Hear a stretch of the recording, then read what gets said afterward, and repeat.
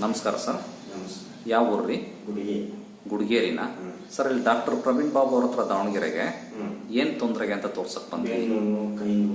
ಬೆನ್ನು ಮತ್ತೆ ಕೈ ನೋವು, ಆಮೇಲೆ ಕುತ್ತಿಗೆ ನೋವು. ಎಷ್ಟು ವರ್ಷಗಳಿಂದ ಇದೆ? ಒಂದೂವರೆ ವರ್ಷದಿಂದ ಇದೆಯಾ?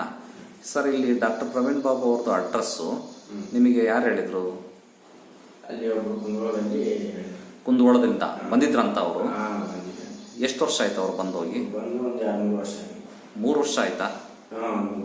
3 ವರ್ಷ ಆಯ್ತಾ? ಅವ್ರಿಗೆ ಏನು ತೊಂದರೆ ಇತ್ತಂತೆ? ಅವ್ರಿಗೆ ಸ್ವಲ್ಪ ಕೈ ನೋವು, ಕುತ್ತಿಗೆ ನೋವು.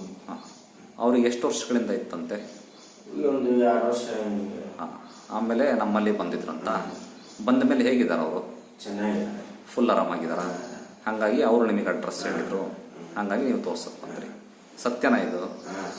ಓಕೆ. ಡಾಕ್ಟರ್ ಲಂಚ ಕೊಟ್ಟು ಈ ಥರ ಹೇಳಿ ಅಂತ ಹೇಳ್ತಾರೆ? ಏನಿಲ್ಲವಲ್ಲ? ಅವರಂತೂ ಆರಾಮಾಗಿದ್ದಾರಲ್ಲ?